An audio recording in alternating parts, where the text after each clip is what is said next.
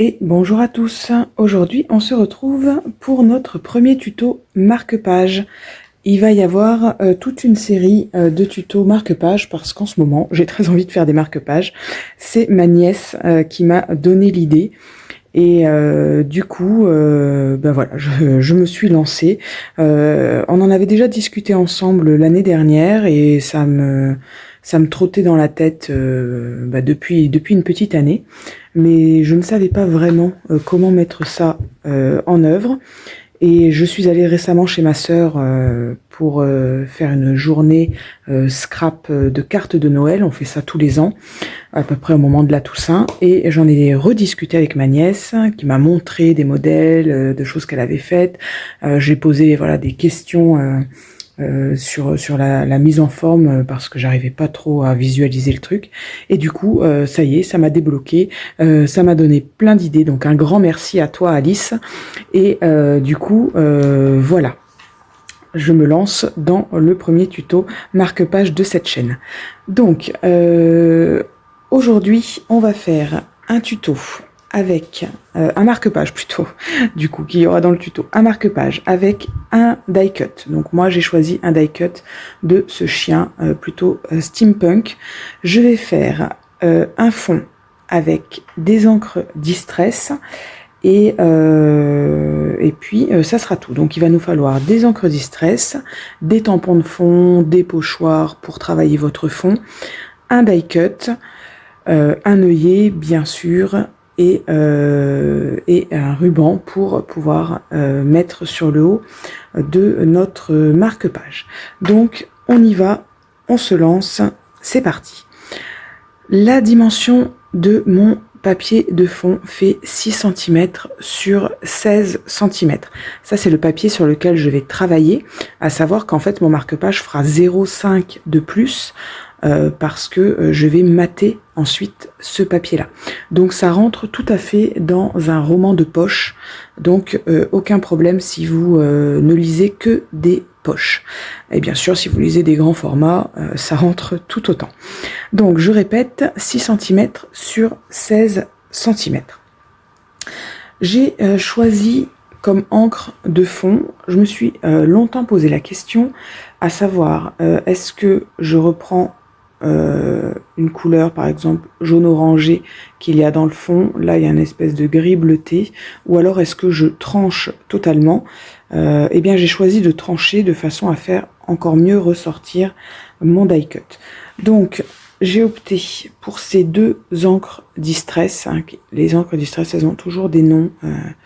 Voilà, moi je suis pas du tout bilingue, donc j'ai choisi du Barn d'or et du Fide Brick. Ça c'est un petit peu plus rouge-marron, vraiment brique foncé, on va dire. Et ça c'est un petit peu plus brique rouge. Voilà, donc je choisis deux couleurs, une un petit peu plus foncée que l'autre. Donc à vous de choisir vos deux couleurs qui se mélangent bien. Et on commence par la plus foncée. Donc moi je vais choisir par celle qui est un peu plus brique. Et en même temps que je vous parle, je cherche partout mon plastique pour travailler mon fond. Et je ne le trouve pas. Ah, il est là. Voilà. Voilà. Donc, on prend son encre. On prend une feuille plastique. Moi, c'est une pochette d'écolier. Mais un sac congélation fait tout aussi bien l'affaire.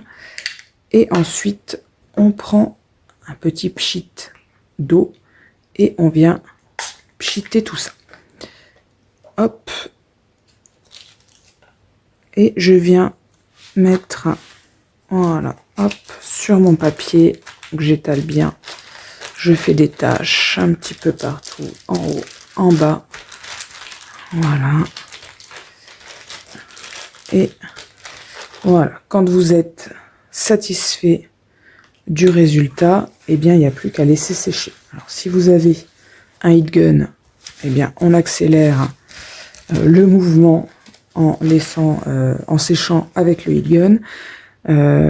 Moi, j'en ai un, mais franchement, le temps que je le sorte, que je le branche, vu que j'ai pas de scrap room, ça aura séché. Donc moi je vais laisser sécher naturellement à côté de ma cheminée. On se retrouve dès que c'est prêt.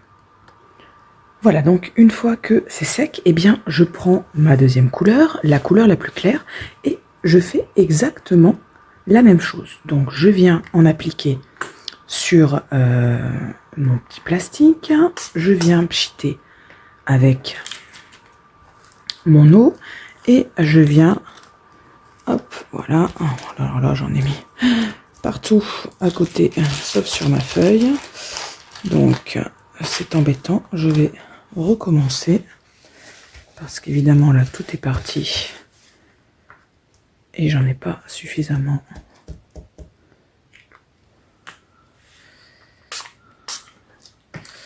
Hop, voilà, j'en ai pas suffisamment sur mon papier. Voilà, donc je fais pas la même bêtise, vous avez vu. Voilà, et donc je viens l'appliquer partout, par-dessus ce que j'avais déjà fait, à d'autres endroits. Voilà, quand c'est appliqué, eh bien, je fais comme tout à l'heure, j'attends que ça sèche, ou j'utilise mon heat gun. Moi, je vais aller mettre ça devant ma cheminée, mais vous voyez d'ores et déjà que les couleurs se sont mélangées et que du coup, ça fait un espèce de dégradé, hein, des nuances différentes de couleurs. C'est pour ça que c'est important de choisir des couleurs qui vont bien ensemble et qui vont être miscibles entre elles. Après, je n'ai jamais essayé cette technique, mais on peut tout à fait utiliser la même technique avec deux couleurs qui a priori n'ont rien à voir, hein, comme le violet et le jaune par exemple. Je vais avoir des endroits où les deux vont être mélangés, et il faudrait que j'essaye, tiens, qu'est-ce que ça donne. J'avoue que j'ai jamais fait, je prends toujours deux couleurs proches, mais pourquoi pas faire avec deux couleurs éloignées. Donc je fais sécher ça, et on se retrouve tout de suite. Voilà, donc c'est sec, vous voyez que ça s'est parfaitement diffusé. Et maintenant, on va passer au travail de fond de ce marque-page. Donc, pour ça, moi j'ai choisi des tampons que j'avais. Donc, j'ai choisi celui-ci, dans lequel je vais utiliser le mola et peut-être des petits trous. J'ai choisi celui-ci, voilà, et j'ai choisi également celui-ci. Donc moi j'ai tout un bac, enfin, je range mes tampons dans des bacs, avec des tampons que j'appelle fond de carte. C'est des tampons voilà, pour travailler justement les fonds, mais on a toutes des tampons comme ça, pas forcément la planche entière, mais par exemple vous voyez sur cette planche là où on a le Sœur Vagabonde ici, eh bien je vais pouvoir récupérer ces petits tampons là, d'accord. C'est les petits tampons où a priori on se dit mais qu'est-ce que je vais faire de ça, ils sont tout petits, je peux pas les coloriser. Eh bien justement ils servent à faire des fonds de cartes, hein, des fonds de marque-page, à travailler nos fonds, nos arrières de tout ce qu'on peut faire. Donc, j'utilise toujours les deux mêmes encres, hein. Je n'introduis pas de troisième couleur et je vais voilà, essayer de venir placer mon tampon quelque part. Je vais le placer comme ceci. Donc, pour l'instant, je ne m'occupe pas de savoir où est-ce que je vais mettre mon dies. Le dies, c'est après, je vais emplir ma feuille, mon marque-page, et après je viendrai positionner mon dies, et c'est pas grave s'il y a des choses qui sont recouvertes, d'accord. Donc vous voyez, a priori on peut se dire ça va pas se voir, c'est la même couleur, ça ressort pas. En fait ça ressort très très bien, d'accord. Donc je vais travailler mon fond avec mes différents tampons, et je vais alterner les tampons d'une couleur et les tampons de la deuxième couleur, d'accord. J'utilise bien les deux couleurs. Là par exemple j'ai pris cette petite boussole, mais je ne la veux pas entière, donc je vais simplement, voilà, mettre une feuille de protection. Et voilà, voyez, comme ça, elle est coupée. Je ne l'aurai pas dans, dans sa totalité, dans son entièreté. Alors, ici, je voulais... Hop. Moi, j'aime bien toujours dans mes fonds utiliser au moins un tampon lettres ou chiffres. Donc après, c'est vous qui voyez, hein, bien sûr, hein, c'est comme tout, hein, c'est une question de goût. Mais voilà, moi je sais que j'aime bien qu'il y ait, je trouve que les lettres et les chiffres donnent un petit peu de profondeur. Alors il ne faut pas qu'il y en ait trop, mais pour ma part, je trouve que c'est important qu'il y en ait quand même un peu. Donc j'utilise toujours un petit peu de tampon voilà, avec lettres ou avec chiffres pour faire les fonds. Hop, je vais prendre celle-là.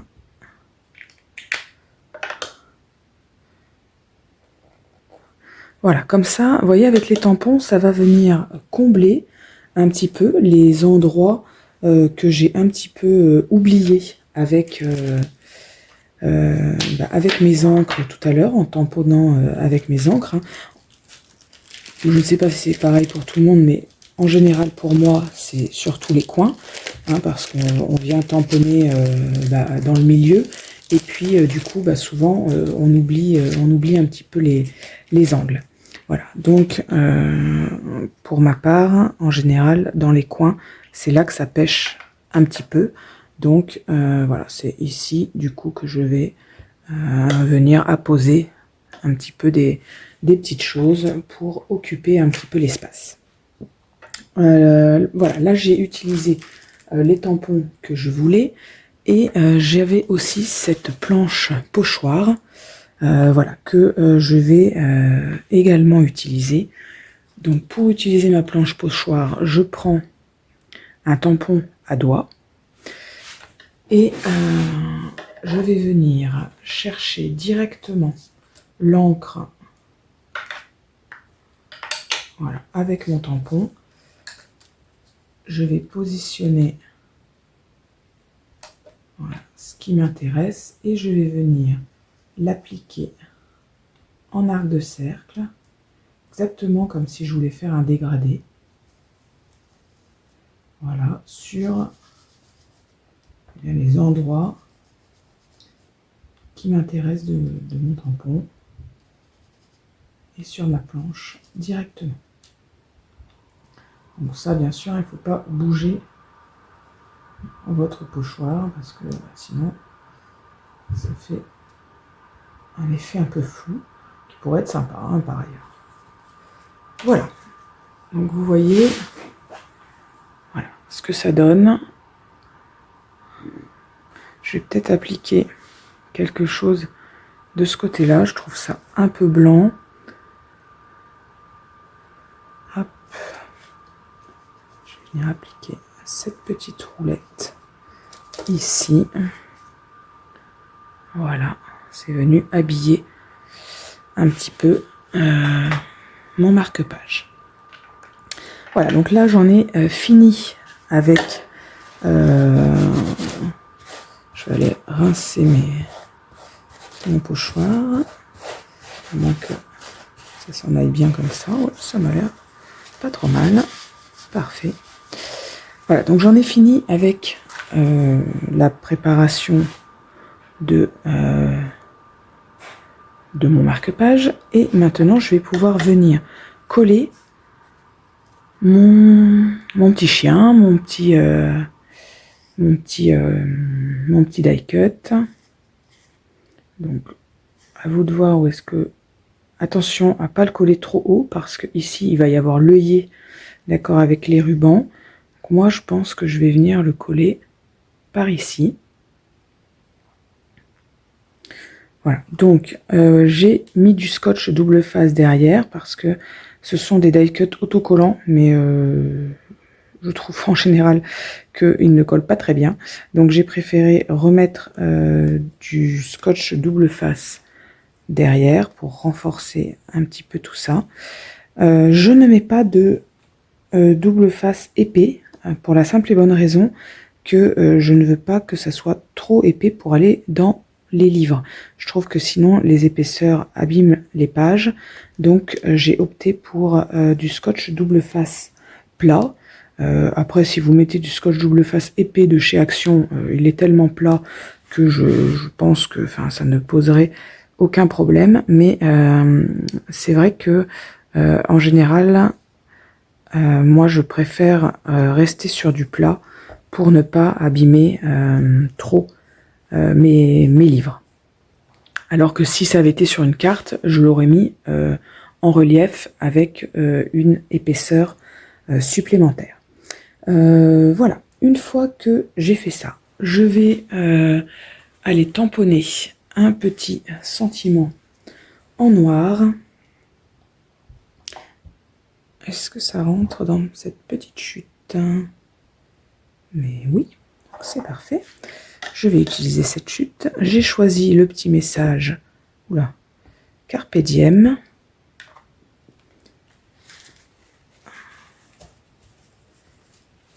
Voilà.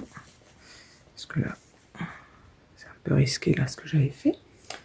Voilà, donc je vais venir le tamponner bien proprement. Voilà, le découper.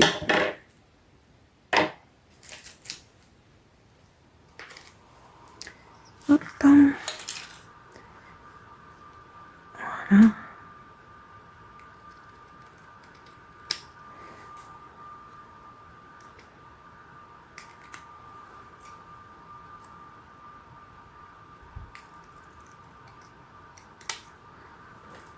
Voilà. Donc encore une fois, je vais mettre ça avec du scotch fin, hein, et non pas épais pour les mêmes raisons que je viens juste d'évoquer. Alors, où est-ce que je vais mettre ça?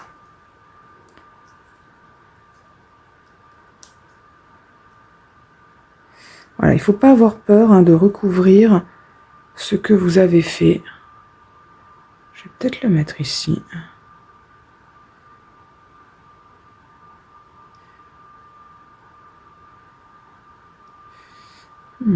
J'hésite. J'hésite entre le haut et le bas.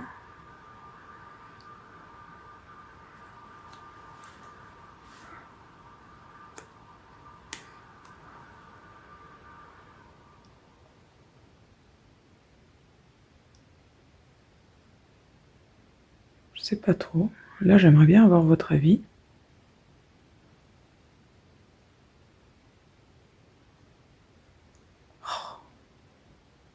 Des fois, ça peut prendre un temps fou pour se décider. Hein. Je sais pas si vous, c'est pareil. Allez, je vais opter pour le haut. Mais parfois, on hésite vraiment. Voilà. Hop, parfait. Et ensuite, je vais aller mater tout ça.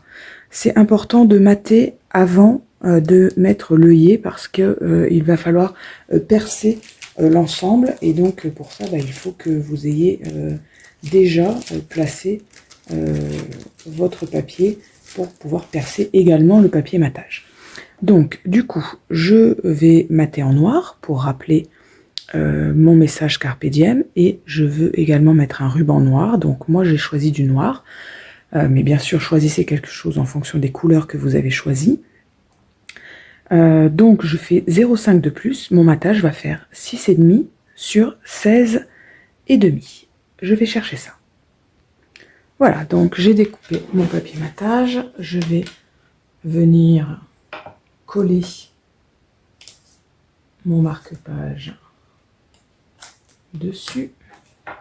Donc vous utilisez soit de la colle, soit comme moi du scotch double face. C'est vous qui voyez. Hop.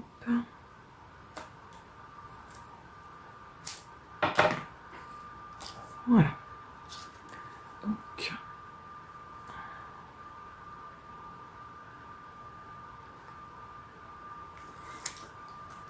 je décolle tout ça.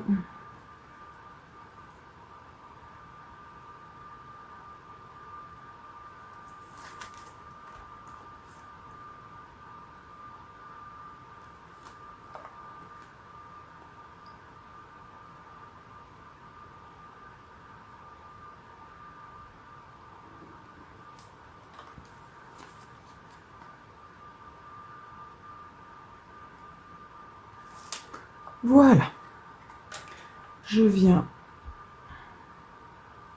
bien centrer sur mon papier et voilà. Alors ça me plaît pas trop là, j'ai l'impression qu'il y a quelques millimètres d'écart, donc je viens voilà ratiboiser et voilà notre marque-page. Donc soit vous pouvez le laisser comme ça, hein, c'est tout à fait possible. Moi j'aime bien mettre un œillet avec un ruban. Donc c'est ce que je vais faire maintenant. Alors j'ai choisi de mettre cet œillet en forme d'étoile. Donc on le place à 3 cm hein, puisque notre papier déco fait 6 cm. Donc faut le placer à peu près au milieu, 3 cm. Et là il vous faut une pince spécifique, il me semble que ça s'appelle une pince Crop-A-Dile. Moi, c'est la marque We Are Memory Keepers, voilà, qui va permettre non seulement de faire un trou avec cette tige, voilà, qui va rentrer dans le papier, mais également d'aplatir notre œillet. Ah, ben c'est la première fois que je voulais me servir de ces œillets-là, et je me rends compte que elle a du mal à passer, donc je ne vais pas me servir de ça parce que il va falloir que je m'en serve un peu hors caméra, histoire d'être sûr de ne pas faire de bêtises. Donc je vais prendre du coup celui-ci, les couleurs métalliques, hein, d'accord, j'ai pas de rouge vraiment qui pourrait passer avec les couleurs que j'ai choisies, donc je préfère prendre une couleur métallique et hop, je viens presser, vous voyez, le tout grâce à ma pince qui va venir bien écraser mon œillet. Voilà, hop, une fois que ça c'est fait, hop, vous voyez, ça a fait un trou, voilà, on voit ma main derrière, d'accord, le petit morceau de papier, il est là, et du coup ça a écrasé mon œillet, d'accord. Donc une fois que vous avez fait ça, eh bien il n'y a plus qu'à prendre les rubans qui vous intéressent.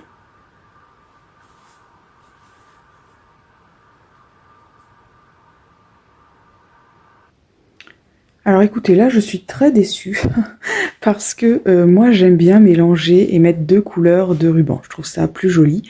Donc là je voulais mettre du noir pour rappeler mon sentiment ainsi que le contour de mon marque-page, j'allais dire de ma carte, mais de mon marque-page. Et je voulais mettre également du blanc pour rappeler le fond du papier. Et je n'ai plus du tout de blanc, donc il est en commande, mais du coup il n'est pas encore arrivé. Donc je vais quand même vous montrer comment on fait, et moi je finaliserai mon marque-page plus tard. Donc on prend ces deux rubans. Alors du coup je vais quand même en prendre un deuxième pour que vous voyez un petit peu. Alors, je prends du rose, hein, qui bien sûr ne va pas du tout avec, mais on va imaginer que c'est du blanc. C'est juste pour que vous voyez voilà, comment on fait. Donc on les plie à peu près au milieu et on va venir les passer dans son œillet.